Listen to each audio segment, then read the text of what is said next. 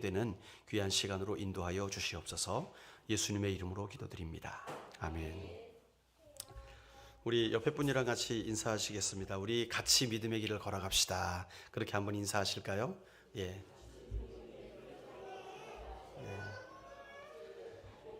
믿음의 길은 같이 걸어가는 겁니다. 예. 홀로 믿음의 길을 걸어가는 것도 중요하지만 우리가 그 믿음의 길은 손 붙잡고 우리 성도들이 함께 그 길을 걸어가는 거예요. 예.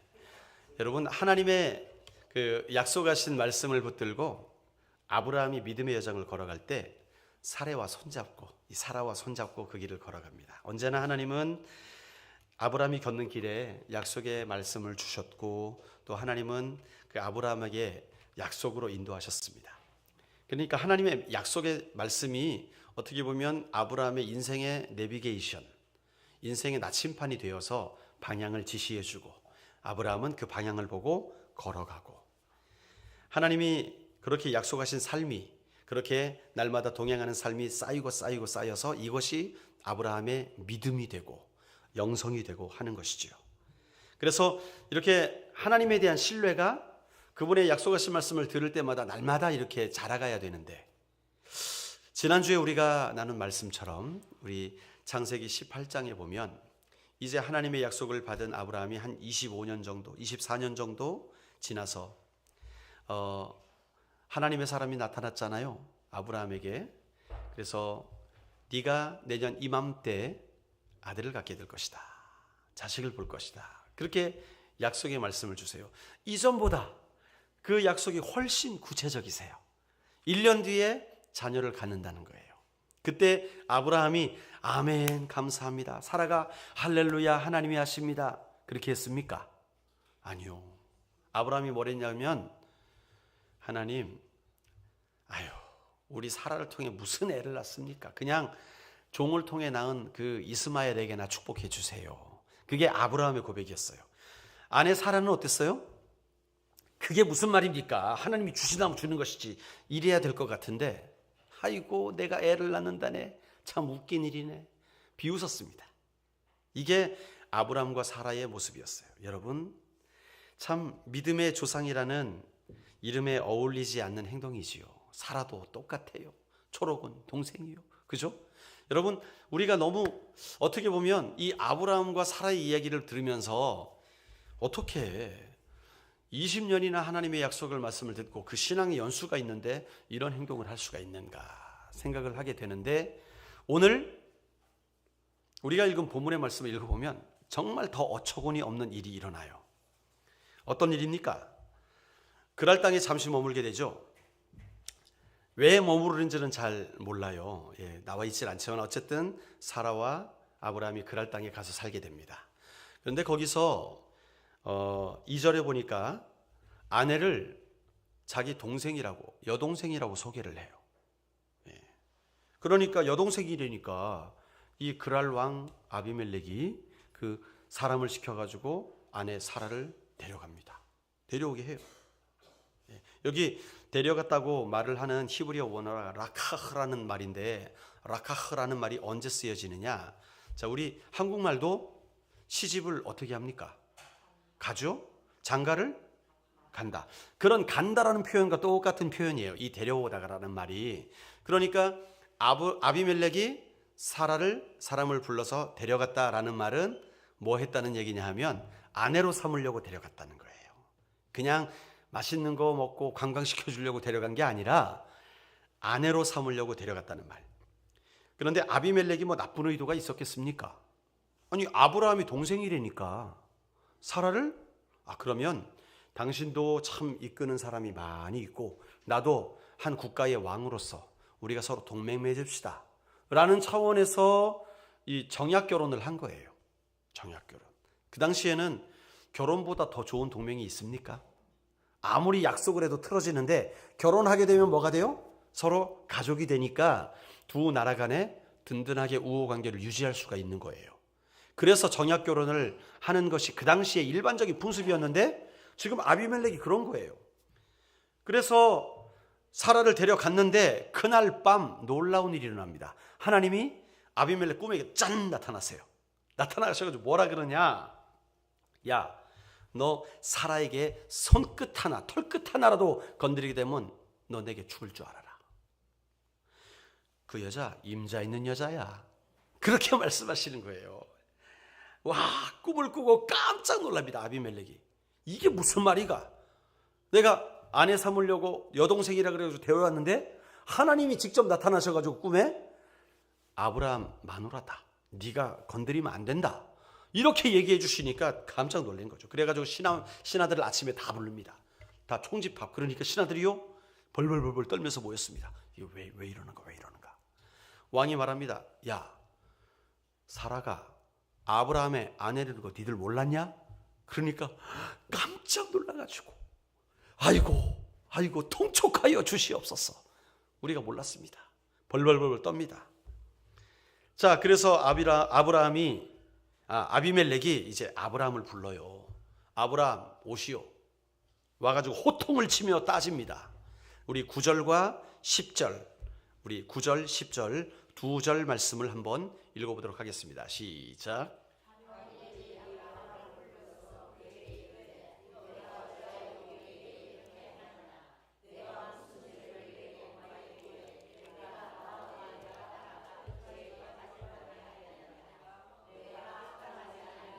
내게 행하였도다 하고 아비멜렉이 또 아브라함에게 이르되 내가 무슨 뜻으로 이렇게 하였느냐. 아멘. 제가 요즘 말로 번역을 해드리겠습니다. 너 때문에 내가 죽을 뻔했다 이놈아. 네가 거짓말 해가지고 내 하나님 앞에 저주받아 죽을 뻔했다 이놈아. 너 왜 괜히 거짓말 해가지고 생사람 잡느냐. 지금 이렇게 호통을 치는 거예요. 오늘 아브라함이 자기 아내를 누이라고 속인 사건은 어떻게 보면 이 믿음의 조상 아브라함의 인생 여정에 있어서 정말 치명적인 오점이 될 수 있을 만한 그런 이야기입니다. 그런데 여러분, 이런 아브라함의 오점이 이번이 처음입니까? 아니에요. 갑자기 20여 년 전이 떠올라. 20여 년 전 아브라함이 하나님의 음성 듣고 갈대아 우르를 떠나서 한참을 가서 저 가나안을 통과해 가지고 애굽까지 갔습니다. 애굽에 갈 때에 아브라함이 카피 페이스트 복사한 것처럼, 복사 붙여넣기 한 것처럼 똑같은 일을 해요. 애굽 왕이 혹시 자기를 죽일까 봐 여보, 우리 한번 읽어봅시다. 12장 11절 23절이에요. 12장 창세기 12장 11절부터 13절까지 11, 12, 13절 12장입니다. 같이 한번 읽어보겠습니다. 시작. 그의 아내 사라에게 말하되 내가 알기에 그대는 아름다운 여인이라. 애굽 사람이 그대를 볼 때에 이르기를 이는 그의 아내라 하여 나는 죽이고 그대는 살리니 원하건대 그대는 나의 누이라 하라. 그러면 내가 그대로 말미암아 안전하고 내 목숨이 그대로 말미암아 보존되리라 하니라. 13절까지 읽었네요. 예, 됐습니다. 여기 보면 야, 당신이 너무 아름다워. 그러니까 저 애굽 사람들이 보고 그대를 빼앗기 위해 나를 죽이면 안 되잖소. 그러니까 당신이 내 동생이라 합시다. 네, 동생이라 합시다. 그러면 그 사람들이 당신 데려간다 그러면 가시고 나도 목숨 살고 당신도 목숨 살고. 이거 참 공평하죠. 예, 이게 아브라함이었습니다. 여러분, 아브라함이 지금 아비멜렉에게 아이를 누이라고 속인 것이 처음이 아니에요. 벌써 두 번째입니다. 이쯤 되면 전과자예요. 전과자. 초범이 아니라 재범이에요. 재범. 예, 임재범이 아니라 재범입니다. 심한 말로 여러분 파렴치범 비슷하지 않습니까? 그런 부인 팔아먹는 짓을 한 번도 아니고 두 번이나. 우리 부인네들 이런 남편 모시고 살면 행복하겠지요? 든든하겠지요? 둘 다 사니까. 여러분, 아브라함이 이랬어요. 여러분, 20년 전이나 지금이나 아브라함은 똑같은 문제 앞에서 똑같은 패턴으로 살아가고 있는 것을 보고 있는 거예요. 이런 아브라함의 삶의 태도를 보면서 두 가지 충격을 받습니다. 첫 번째는 뭐냐? 야, 아브라함 믿음이 요거밖에 안 되나?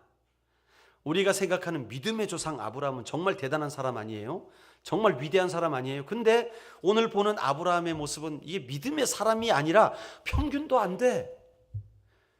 혹시 우리 남성분들, 이 자리에 계신 결혼하신 남성분들 가운데 부인 팔아먹으신 분 혹시? 안 계시네요. 안 훌륭하십니다. 여러분들 아브라함보다 나으시네요. 한 번쯤은 다 팔아보셨습니까? 아니잖아요. 이 아브라함이요, 두 번이나 아내를 팔아먹어요. 이야, 또 충격받는 게 있어요. 사라의 미모가 충격적입니다. 지금 사라의 나이가 첫 번째는 65세 때, 그죠? 65세 때 이집트에 가가지고 바로가 홀딱 반합니다. 65세 때.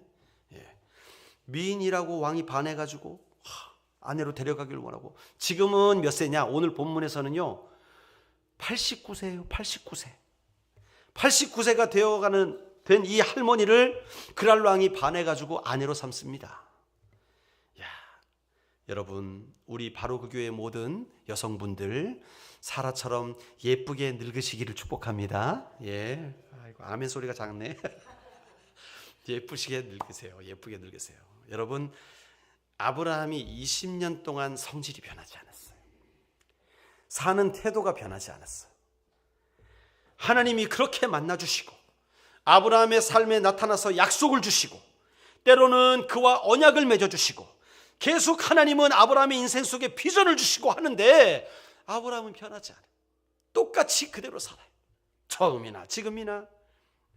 여러분, 주변에 신앙생활을 오래 했다는 분들 성질이 안 바뀌어가는 것, 여러분 시험 들지 마십시오.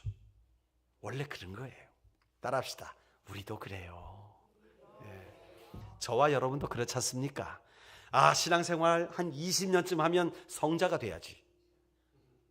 거짓말도 안 하고 절대 어두움이 침범치 못하고 어떤 유혹에도 흔들리지 않고 한 20년 부렸으니까. 여러분, 세상에서도 한 분야에 10년을 하면 장인이라고 합니다. 장인. 그런데 우리는 신앙생활 10년, 20년 했으니까 믿음의 거장이 되어 있어야죠. 여러분도 어떻습니까? 아브라함이나 나나 50보 100보 도토리 키재기 아닙니까? 여러분, 어쩌면 사람의 성질은요 조금씩 변하는 것 같아요. 아주 조금씩. 우리가 예수님 믿기 시작했다고 해서 회가닥 뒤집어져 가지고 막 얼굴에 광채가 나고 막 사람들이 막 쓰러지고 막 그렇게 되는 게 아니에요. 예수 믿어도 어쩌면 우리 안의 성질은 아주 조금씩 변화되어서 가는 것, 그게 바로 성화의 과정인 것이죠. 아마 주님이 우리를 만나주셔서 그 사람이 성격이 안 바뀌는 것을 보고 우리에게 얘기를 하신다면 이렇게 얘기하실 거예요. 야야, 나도 저 성질버림 못 고친다. 나도 못 바꿔. 그러니까 내버려둬. 차차 변화될 거다. 그렇게 말씀하실지도 모르겠어요. 여러분, 오늘 이 아브라함의 20년 이상의 믿음의 길, 그 결과가 별로 없다는 거예요. 여기서 우리가 한 3가지로 교훈을 얻기를 원합니다. 첫 번째 우리가 나누고자 하는 교훈은요, 우리 따라서 한번 해보실까요? 죽음을 새롭게 해석하라. 다시 한번, 죽음을 새롭게 해석하라. 죽음에 대한 새로운 믿음의 안목을 가지라는 거예요. 신학적인 안목을 가져야 된다는 거죠. 여러분, 아브라함이 아내를 누이라고 속였던 이유가 뭘까요? 분명히 성경에 나오죠. 자기가 죽을까 봐 죽음을 두려워하는 거예요. 우리 11절 말씀 다시 한번 읽어볼까요? 11절에 보면 이렇게 되어 있죠. 같이 창세기 오늘 본문 말씀 읽습니다. 시작. 아브라함이 이르되 내 아내로 말미암아. 아멘. 지금 이 아브라함을 보면 왜 이렇게 찌질한 남자로 보이는지 제가 남자로서 부끄럽습니다. 아내를 어떻게, 야, 나를 죽일 것 같으니까 너 누이라고 해. 이런 찌질이가 있나. 자기 안 죽으려고 아내를 지금 포기하겠다는 거 아니에요. 여러분과 함께 사는 남자가 이런 남자라면 든든하실까요? 예. 남편이 갑자기 아내에게 와가지고 이런 말씀하실 우리 예진자매 동환 형제가 미안하지만 내가 살아야겠으니 당신 딴 남자한테 가세요 하면은 평안히 올까요? 열불 나죠. 내가 이런 사람이랑 결혼했나? 내 눈이 삐었지. 예. 이런 말 하지 않겠습니까? 지금 사라가 그렇잖아요. 아브라함에게 뭐가 있었어요? 죽음에 대한 공포가 있었던 거예요. 죽음에 대한 공포. 그 당시는요, 어떤 사법 체계가 갖춰지지 않은 때였잖아요. 그렇죠? 헌법이 있고 뭐가 헌법에 의해서 뭐 법 집행을 하고 그런 게 아니라 힘센 사람이 약한 사람을 착취하는 그런 시대였어요. 그러니까 아브라함이 이런 공포를 가질 만도 합니다. 예. 너무 예쁜 아내가 있으면 그 아내를 데려가기 위해서 죽여버리고 데려가면 약한 사람들은 아무 말도 못해요. 그게 그 당시 법이었어요. 지금 이 죽음에 대한 공포가 있기 때문에 아내를 그렇게 취급한 거예요. 이집트에서도 자기 목숨을 부지하기 위해서 그런 거고, 아비멜렉 앞에서도 똑같이 죽음에 대한 두려움과 공포 속에서 이 아브라함이 살아가고 있었다는 것이죠. 여러분, 죽음에 대한 두려움이 변하지 않으니까 20년 전이나 지금이나 똑같이 두려움에 떨며 살아가고 있는 거예요. 죽음에 대한 관점이 변하지 않은 거예요. 여러분, 사실 인간에게 죽음처럼 두려운 것이 있습니까? 이것은요, 세대와 상관없어. 어린 사람도 죽음을 두려워하고, 나이 많은 사람도 죽음을 두려워하고, 가난한 사람도 죽음을 두려워하고, 부자도 죽음을 두려워하고, 높은 사람도 죽음을 두려워하고, 낮은 사람도 죽음을 두려워해요. 이건 건강한 사람이나 약한 사람이나 상관없이 다 죽음을 두려워해요. 그런데 여러분, 한편으로 우리 교회의 역사, 믿음의 역사를 잘 살펴보면 죽음을 두려워하지 않는 사람들을 만납니다. 죽음 앞에 겁을 내는 자여 주 예수 앞에 다 무슨 말입니까? 믿음이 생겨나면, 신앙이 생겨나면 죽음에 대한 새로운 관점이 열려지게 되고 그 두려움이 떠나간다는 거예요. 이게 무슨 말이에요? 이 죽음에 대한 믿음의 안목, 신학적 해석이 들어오게 되면 죽음을 대하는 태도가 완전히 달라진다는 거예요. 호스피스에서 일하시는 분들이 고백을 해요. 어떤 분들은 죽으려고 그러면 막 안 죽으려고, 나 죽기 싫어 깨꼬다. 그런 분들 이 표정을 보면 막 일그러져 있다는 거예요. 안 죽으려고. 그런데 어떤 분들은 자녀들한테 나 이제 하나님 품에 간다, 예, 찬송 불러다오 하면서 지그시 눈 감고 비록 자녀들과 헤어지지만 눈물을 다 흘리면서 평안한 가운데 가시는 분을 봐요. 저도 저희 어머님이 돌아가셨잖아요. 우리 어머님께서 어디서 소천하셨냐면 여기 목양실 자리, 예, 지금 새가족실 자리, 예, 그 자리에서 소천하셨어요. 제가 그 곁에 있었습니다. 예, 소천하실 때 하나님 품에 가실 때에 어머님이 눈물을 흘리면서 주님이라고 말하지 않았어요. 그때 말씀할 기력도 없었어요.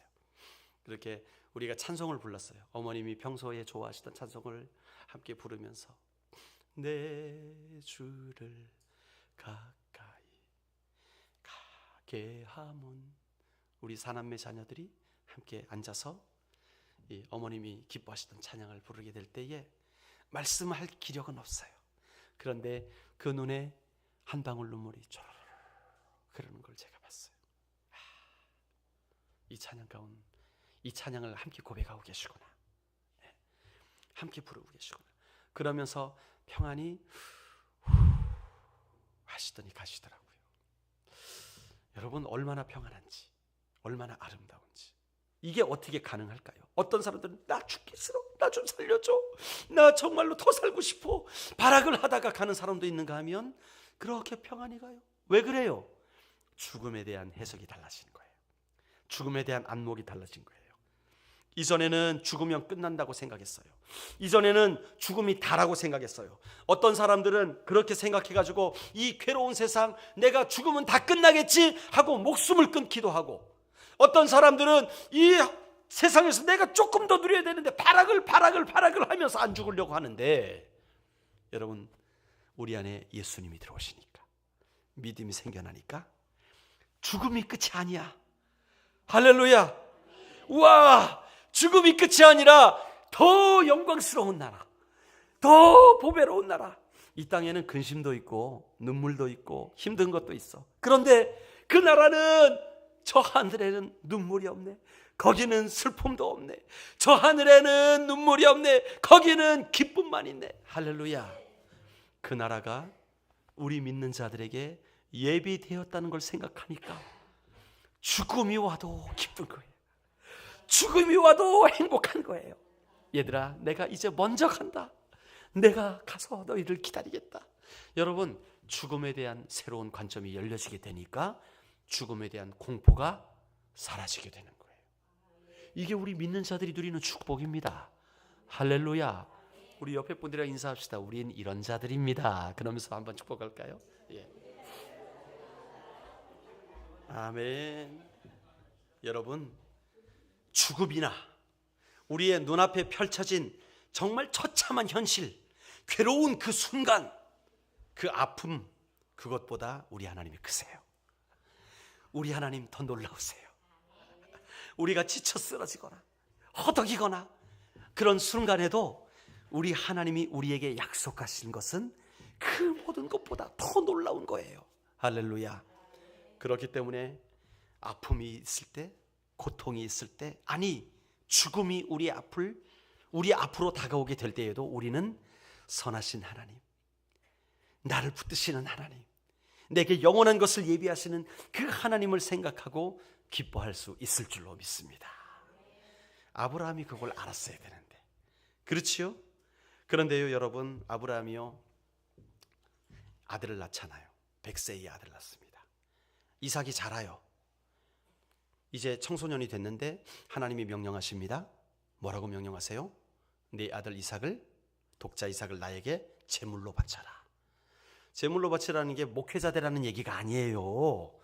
여기 제물로 바치라는 말은 제물 쌓아놓고, 장작 쌓아놓고, 아들 얹어놓고 불태워가지고 번제로 드리란 얘기예요. 그래가지고 실제로 아브라함이 어떻게 합니까? 나귀에 장작을 짊어지우고 아들을 데리고 3일 동안 모리아산까지 가가지고 이제는 나귀나 종들 다 내려놓고 이삭 아들에게 장작을 짊어지우게 하고 산꼭대기로 올라가잖아요. 아들이 묻잖아요. 아버지, 장작은 있는데 불태울 재물이 없네요. 그러니까 아버지가 뭐라 그럽니까? 하나님이 예비하실 것이다. 여호와 이레죠. 하나님이 예비하실 것이다. 그리고 가서 제단을 쌓고 장작을 올려놓고 제물을 얹어야죠. 여러분, 이때 여러분이 아브라함이라면 이 이삭을 어떻게 얹으시겠습니까? 아브라함 나이는 지금 110세 이상이 됐어요. 얘는 10대야. 예, 아마 우성이가 될지 모르겠어요. 이렇게 키도 크고 등치도 좋고 밥도 3그릇씩 먹고 막 하면 얼마나 힘이 셀 거 아니에요? 아브라함은 지금 혼자 걸어 다니기도 힘든 할아버지. 이 할아버지 같은 아버지가 이 아들 이삭을 제단에 어떻게 올렸을까? 어떻게 결박하였고 어떻게 죽였을까? 상상을 해보셨습니까? 이게 그냥 되는 일이 아니거든요. 아마 이삭이 아버지의 믿음을 본받았던 것 같아요. 그랬으면 이게 설명이 안 됩니다. 도망가 버리지. 이 노인네 미쳤네 이거.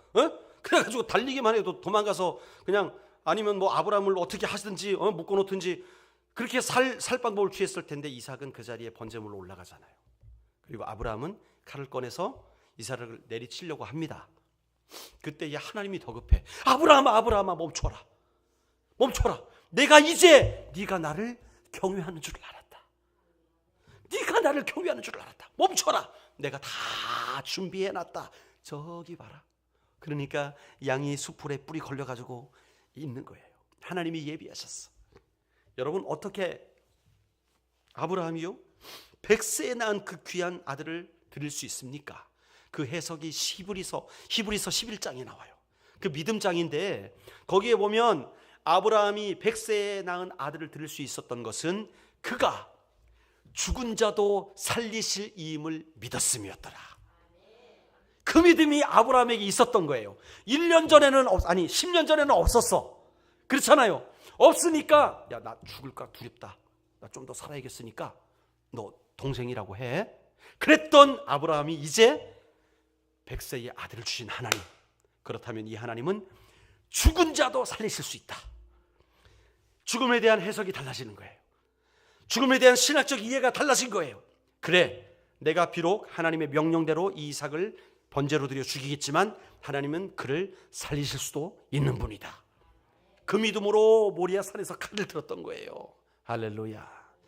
여러분, 죽음이나 눈앞에 펼쳐진 그 현실보다 크신 하나님을 바라볼 수 있는 눈이 열려지시기를 주 이름으로 축원합니다. 두 번째로 우리가 받을 교훈이 있습니다. 따라하겠습니다. 좋으신 하나님을 묵상하라. 자, 여러분, 성경에서 오늘 사고 친 사람이 누구예요? 아비멜렉입니까? 아니에요. 아브라함이 사고 쳤어요. 아브라함이 거짓말한 거예요. 자기 살자고. 한마디로 부부 사기단. 그죠? 부부 사기단이지. 사라와 짜고 아비멜렉에게 결혼을 시키려고 한 거 아니에요. 자, 그러면 아브라함이 아비멜렉을 속여가지고 이런 사태가 발생이 된 거예요. 누이라고 속여가지고. 그런데 결론적으로 볼 때 아브라함이 아비멜렉에게 저주를 받았습니까? 축복받았습니까? 그래요. 아비멜렉이요, 어마어마한 축복을 합니다. 선물을 줍니다. 우리 14절에 보니까 어떤 선물을 했어요? 양떼도 주시오, 소떼도. 양 한 마리가 아니라 양 떼를 줘요. 소도 소 떼를 줘요. 우와. 지금 아비멜렉에게 사라 한번 보냈다가 지금 아브라함은 아비멜렉 때문에 양농장이 하나 생겼고요, 소농장이 하나 생겨버렸어요. 또 그걸로 끝납니까? 남종도 주시오, 여종도 선물로 보내죠. 그것만 줍니까? 사라도 돌려보내게 되는데 16절에 보니까 사라만 돌려보내는 게 아니라 사라에게 은 1000세겔. 우와, 은 1000세겔. 사람 1000일 동안의 봉급, 그 양. 여러분들 1000일 동안 얼마 벌겠습니까? 하루에 얼마일까가 중요하죠. 그죠? 어쨌든 은 1000세겔을 이 사라에게 함께 주어서 보내니까 거부가 됩니다. 거부가. 아브라함이 한 짓은 뭐예요? 부부 사기친 거. 그런데 돌아온 결과가 뭐였어요? 어마어마한 거부가 되었어요. 엄청난 선물을 받았습니다. 여러분, 물어봅시다. 아브라함이 선물 받을 만한 짓을 했습니까? 이게 말이 안 되잖아요. 이상하잖아요. 아니, 어떻게 이 상황에서 오히려 아브라함이 고맙다고 아비멜렉에 똑같은 선물을 해야지. 그게 맞죠. 그런데 결과적으로 아비멜렉이 아브라함에게 선물을 하게 되었어요. 여러분, 어떻게 이런 상황이 왔을까? 그런데 제가 말씀을 보면서 이 13절을 주목하게 되었어요. 13절에 은혜라는 단어가 나옵니다. 13절 말씀 우리 같이 한번 읽어볼까요? 시작.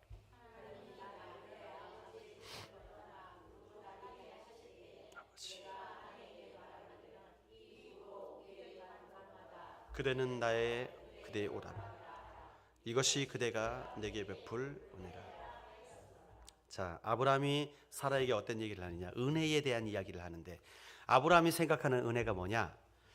네가 나의 그냥 누이 취급을 해서 아비멜렉에게 이 아내로 가고 나는 목숨 부지하고 너는 그의 아내가 되는 것. 이게 아브라함 시나리오의 최고의 은혜였어요. 그렇죠? 지금 아브라함이 생각하는 거는 내 목숨 부지하는 거, 그리고 당신도 목숨 부지하고 잘 사는 거. 우리는 서로 떨어지지만 알지? 우린 사랑하기 때문에 헤어지는 거야. 믿지 마십시오, 여러분. 우리 여기 처녀분들이 별로 없네. 사랑하기 때문에 헤어지자는 말이지, 정말 사랑하지 않기 때문에 그런 거지. 아브라함은 보십시오. 지금 자기 살자고 지금 아내를, 그게 은혜라고 생각하는 거예요. 여러분, 죽지 않고 위기를 극복하는 것, 그게 나에겐 은혜다. 당신이 나에게 해줄 수 있는 은혜다. 이건 아브라함의 생각이었습니다. 여러분, 그러나 하나님의 방법은 어떻습니까? 사라가 아브라함의 아내인 것이 밝히 드러나게 됩니다. 꿈에 현몽하셔가지고 아내라니까, 건드리지 말라니까 경고하십니다. 그렇게 함으로 인해서 오히려 아비멜렉이 두려워하게 만드시고 자기가 벌 받을까봐 모든 선물을 다 싸가지고 사례와 함께 아브라함에게 다 주게. 야야야, 너 다 가져, 다 가져. 내 큰일 날 뻔했다, 큰일 날 뻔했다. 야, 하나님이 나타나가지고 얼마나 무섭게 하시. 야, 너 이거 다 가져, 다 가져. 아브라함은 이게 웬 떡입니까? 여러분, 여기서 우리 교훈을 받는 거예요. 아브라함의 생각은 내 목숨 건지는 게 은혜라고 생각했어요. 그런데 하나님의 생각은 어떻습니까? 아브라함의 생각보다 다른 생각이었어요. 훨씬 더 큰 은혜를 준비하고 계셨다는 거예요. 아비멜렉이 사라를 데려갔을 때 아브라함이 할 수 있는 게 뭐가 있어요? 만약에 여러분 하나님이 안 나타나셨어, 그럼 어떻게 됐을까요? 이 이야기의 결론은 사라는 아비멜렉과 행복하게 살았더라. 아브라함은 지 목숨 잘 건져서 새 장가 들었더라. 이게 결론이었을 거예요. 하나님의 언약은 이루어지지 않고, 그러나 하나님은 당신의 언약을 이루기 위해서 놀라운 일을 행하게 하시는데, 여러분, 아브라함의 그 잘못을 다 가려주시고 오히려 사라뿐 아니라 많은 선물을 받게 하시는 거예요. 목숨만 부재한 게 아니에요. 하나님, 여러분의 삶을 두고 하나님이 해가신 일을 생각해 보십시오. 여러분, 우리 기도하자. 하나님 복 받게 해주세요, 잘 되게 해주세요. 그 복이 뭡니까? 자녀 잘 되는 거, 기업이 잘 되는 거, 식당 대박 나는 거, 어느 건지 모르겠어요. 우리 사이즈의 생각이 있을 겁니다. 우리 사이즈의 선함이 있을 거예요. 그런데요, 하나님의 선하심은 다르다는 거예요. 하나님이 우리에 대해서 생각하시는 생각은 우리와 다르다는 거예요. 아브라함은 자기 목숨만 건지면 이것이 은혜다 생각했는데, 하나님의 은혜는 사라도 돌려보내주시고 양떼도 주시고 소떼도 주시고 남종도 주시고 여종도 주시고 천세겔도 주시고, 할렐루야. 완벽한 보응이셨어요. 완벽한 은혜였어요. 우리의 생각과 다른 놀라운 은혜였어요. 여러분, 우리가 어려운 문제를 만날 때 우리가 생각해야 될 게 뭡니까? 하나님은 선하시다라는 거예요. 내가 믿는 하나님은 선하시다. 할렐루야. 여러분, 물론 그 어려울 때에 우리 하나님의 선하심을 생각하는 거 쉽지 않습니다. 당장 쌀통에 쌀이 없는데, 당장 집값을 못 내는데 하나님의 선하심을 생각하는 거 쉬운 일이 아니에요.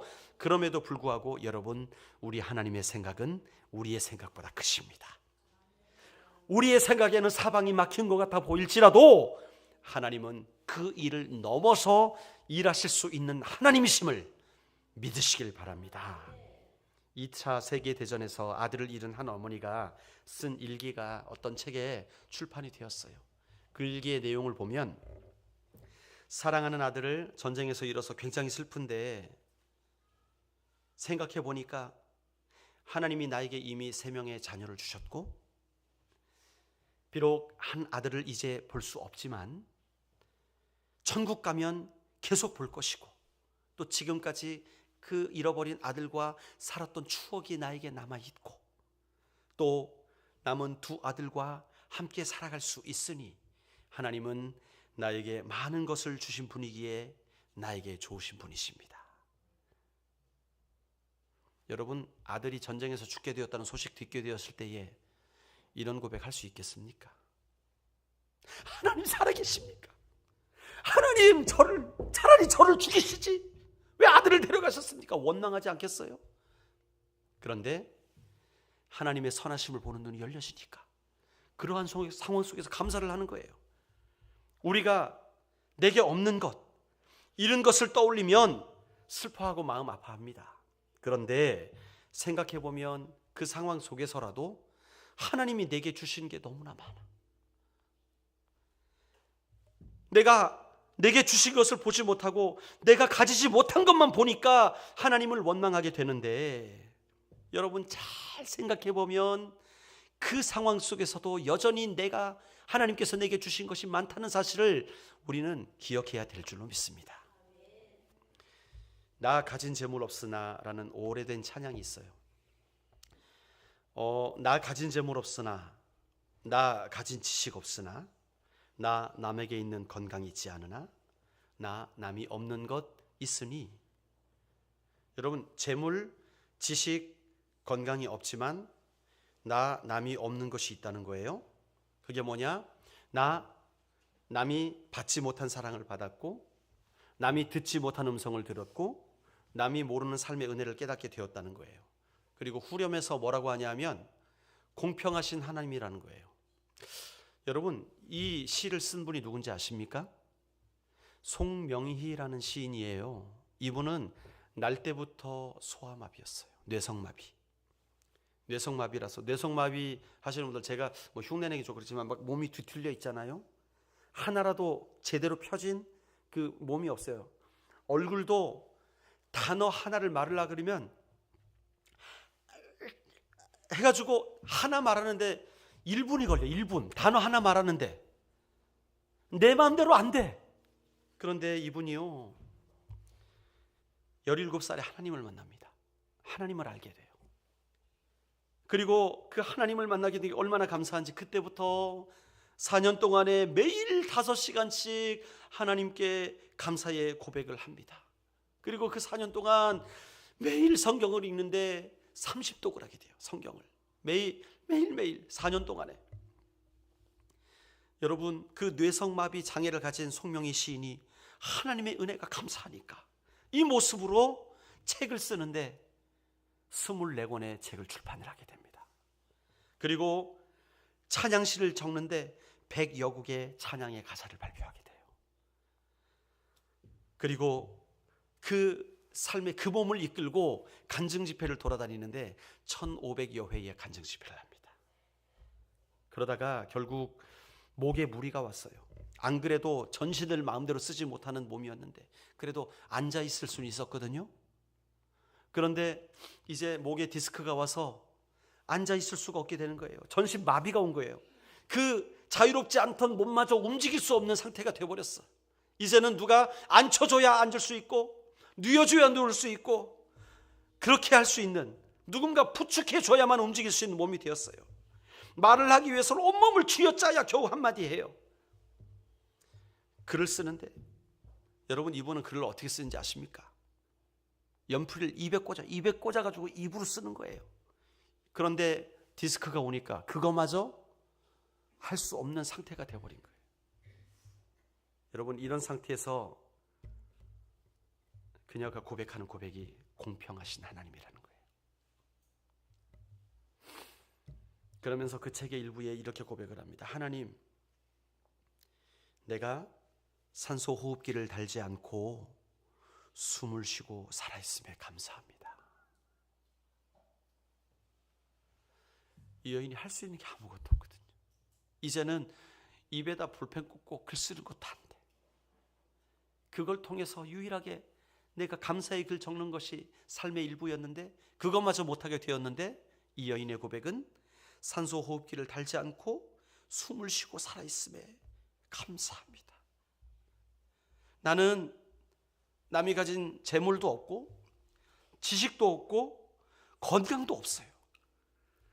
그런데 나에게는 남이 없는 게 있어요. 그게 뭐냐? 하나님 앞에 남들이 받지 못한 그 사랑을 받았고 하나님의 음성을 듣게 되었고 남들이 누리지 못한 은혜를 받게 되었습니다. 그러므로 우리 하나님은 공평하신 하나님이십니다. 이게 바로 이 시인의 고백입니다. 여러분, 쉽지 않지만 여러분의 어려운 상황 가운데서 좋으신 하나님을 묵상할 수 있는 영성이 있으시기를 주의 이름으로 축원합니다.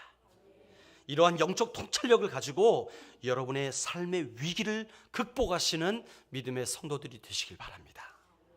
세 번째 나누기를 원하는 게 있어요. 그건 뭐냐면 믿음이 흔들려도 기도하라. 따라하겠습니다. 믿음이 흔들려도 기도하라. 자, 우리 17절 말씀을 한번 같이 읽을까요? 17절 말씀입니다. 시작. 하나님이 아비멜렉과 아멘.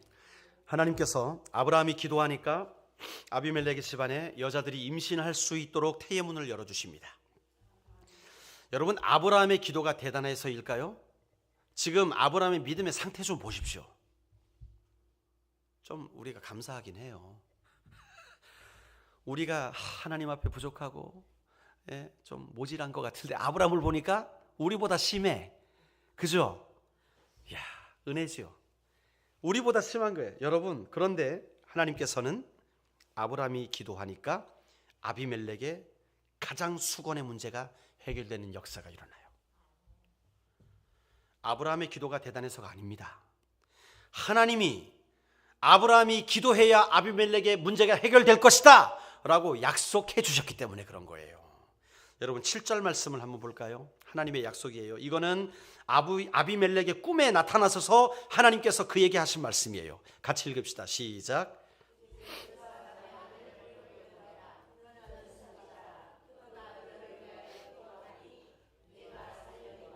내가 돌려보내지 아니하면 너와 내게 속한 자가 다 반드시 죽을 줄 알지니. 아멘. 자, 놀라운 것은 하나님께서 아내를 누이라고 속이는 그 믿음이 연약한 아브라함의 기도를 통해서 아비멜렉의 소원이 이루어집니다. 자녀를 갖고 싶은 소원. 누구의 기도를 통해서? 찌질이 아브라함. 믿음이 전혀 보이지 않는 그 아브라함, 그의 기도를 통해 하나님이 일하시겠다고 약속해 주신 거예요. 아브라함의 기도에는 어떤 멋진 믿음의 동기가 있어가지고 아비멜렉 정말 아이가 있었으면 좋겠는데 하고 그런 마음이 있었던 게 아니.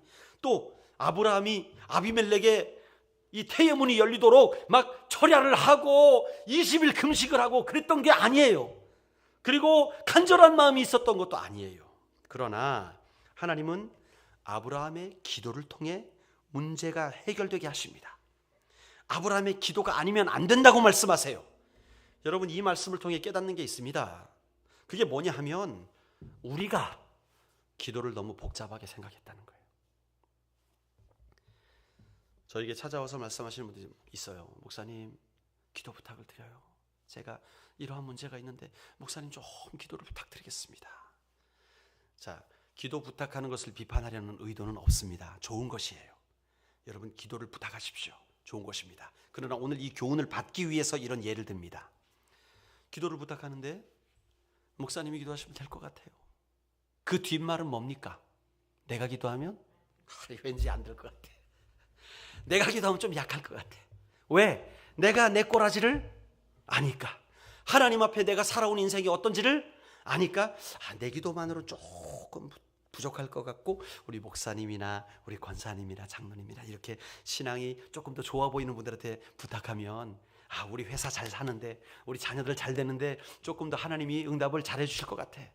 그런 소망이 있어서 그렇게 하는 거예요. 또 하나님 앞에 기도해야 되는데 핑계가 많아요. 넌 좀 바쁘고 사업도 많이 해야 되고 자녀들 키우는데 좀 이 시간이 없어요. 새벽기도 가야 되는 시간도 없고 내가 정말 할 일이 많은데 기도할 시간이 없어요. 여러분 그런데 제가 청년 때 읽었던 책이 있습니다. 신학교 다닐 때 읽었던 책인데 빌 하이벨스 목사님이라고 계세요.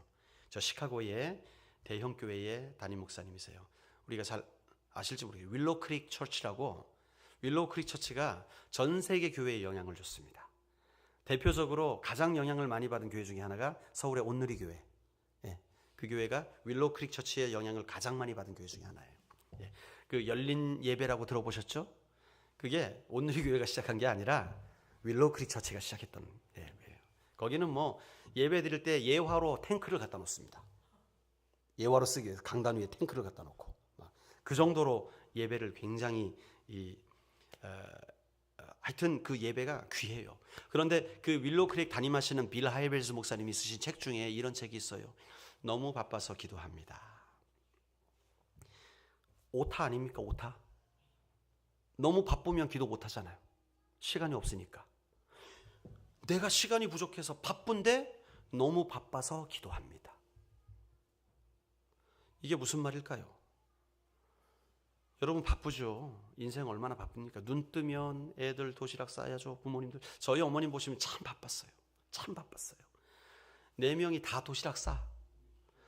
그러면 도시락 몇 개 싸야 됩니까? 점심뿐만 아니라 저녁 자율학습까지 하니까 8개 싸요. 8개. 쌓아놓으면 이만큼 됩니다. 풀면요 처음 건 다 식어버려.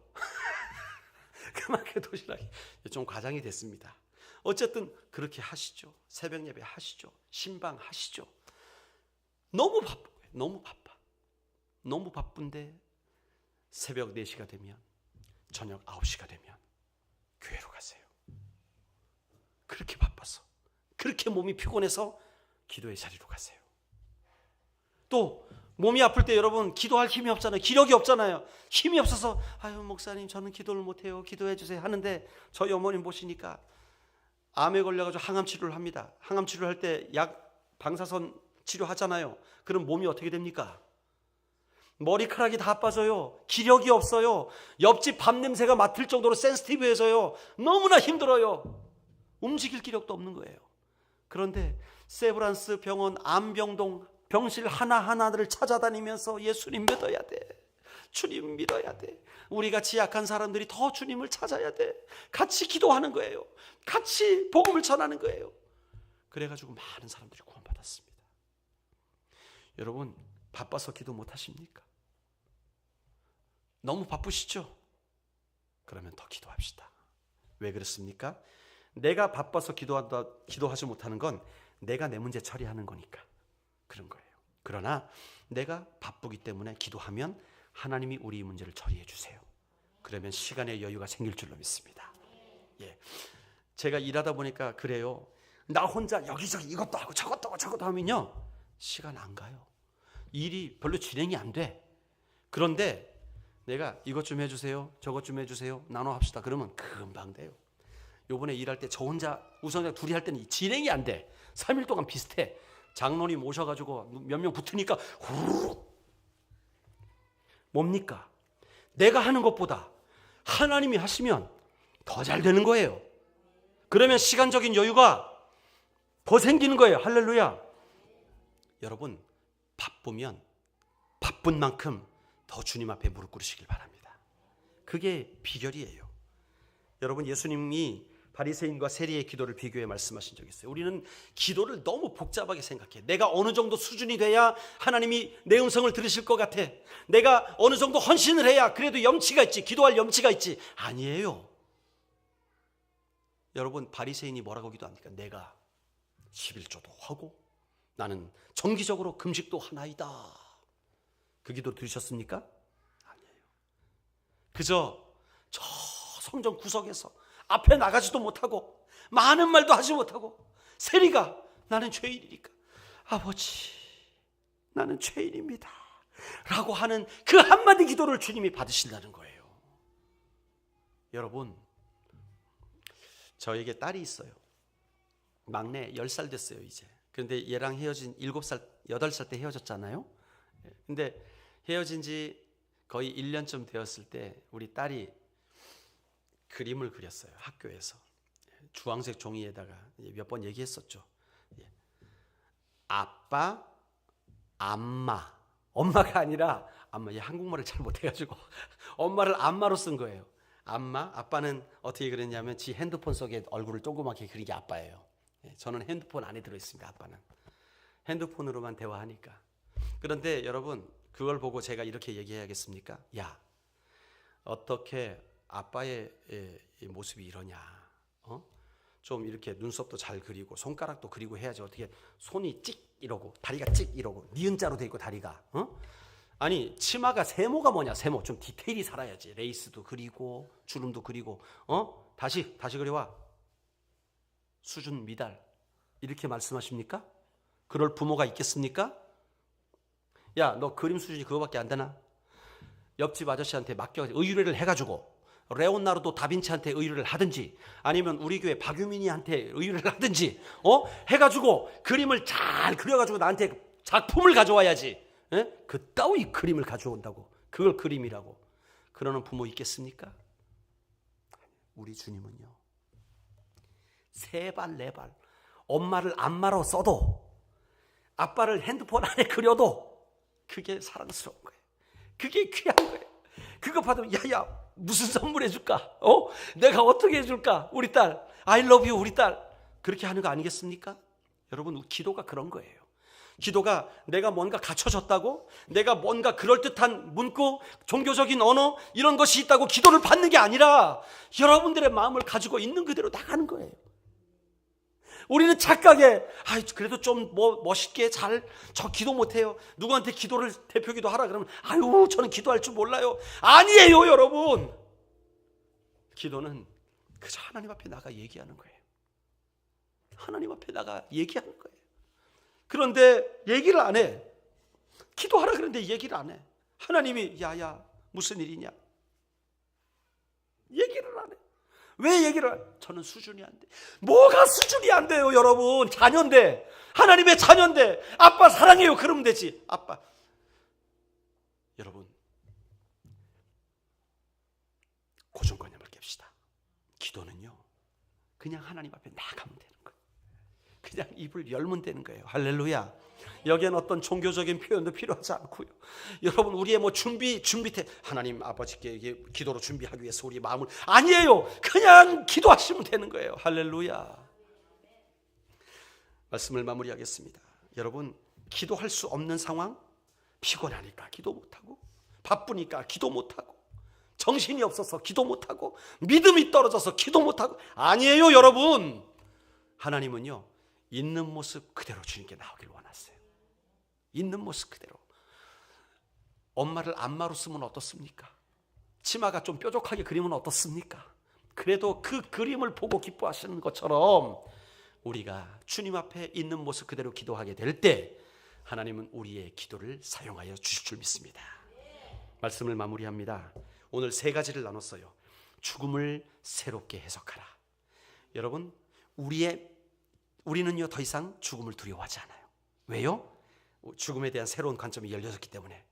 내가 그리스도와 함께 십자가에 못 박히게 되었을 때 이제 우리는 영원히 살 수 있어요. 두 번째로, 좋으신 하나님을 묵상하십시오. 세 번째로, 믿음이 흔들려도 기도하십시오. 이 은혜가 여러분들에게 충만하시기를 주의 이름으로 축원합니다. 기도하겠습니다. 하나님,